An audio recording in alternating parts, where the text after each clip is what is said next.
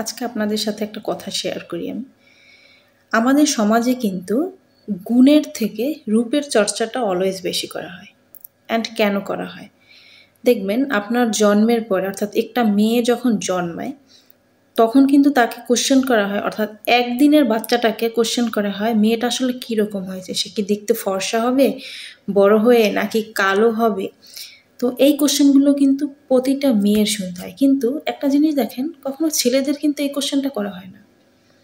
And আমাদের মস্তিষ্কে ছোটোবেলায় ধরিয়ে দেওয়া হয় যে আমাদের খুব বেশি ফর্সা হতে হবে, ক্রিম মাখতে হবে, এই সে এক্সেট্রা এক্সেট্রা। তো এখন কথা হচ্ছে, আসলে কি ক্রিম মেখে ফর্সা হওয়া সম্ভব? কখনোই না। যারা এসব কথা বলে আমি 7 দিনে ফর্সা হয়ে যাব, 1 সপ্তাহে ফর্সা হয়ে যাব, আসলে কি এটা কখনো পসিবল?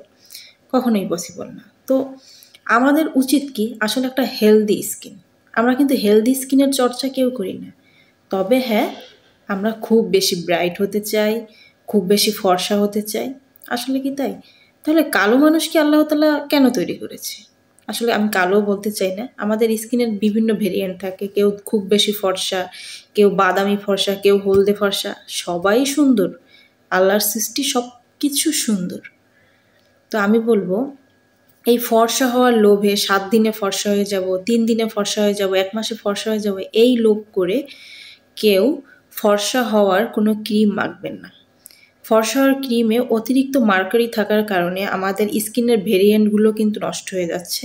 অ্যান্ড তারপরে দেখা যাচ্ছে স্কিনে বিভিন্ন রকমের প্রবলেম হচ্ছে, যেমন মেস্তার প্রবলেম হচ্ছে, কারো তিলের প্রবলেম হচ্ছে, কারো স্কিনের লেয়ারটা পাতলা হয়ে যাচ্ছে, এক্সেট্রা এক্সেট্রা। আরও একটা বড় ব্যাপার হচ্ছে, ব্রণের প্রবলেম যাদের হয় তাদের স্কিনে দেখবেন দাগ হয়ে যায়। আমার স্কিনে যে দাগ নেই আসলে বিষয়টা এরকম না, খুব কম। আমি কিন্তু ছোটোবেলা থেকে কখনো মেকআপ প্রোডাক্ট ইউজ করিনি। আমার কোনো মেকআপের কোনো প্রোডাক্ট আমি রাখি না, বা আমার স্কিন ফর্সা হওয়ার জন্য আমি কোনো প্রোডাক্ট আজ অবধি ইউজ করিনি। তবে হ্যাঁ, আমার স্কিনটাকে হেলদি রাখার জন্য আমি অনেক বেশি চেষ্টা করেছি।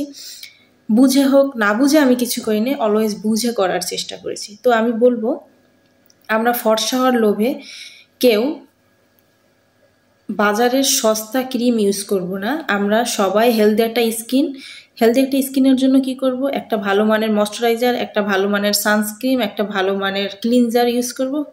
That's it.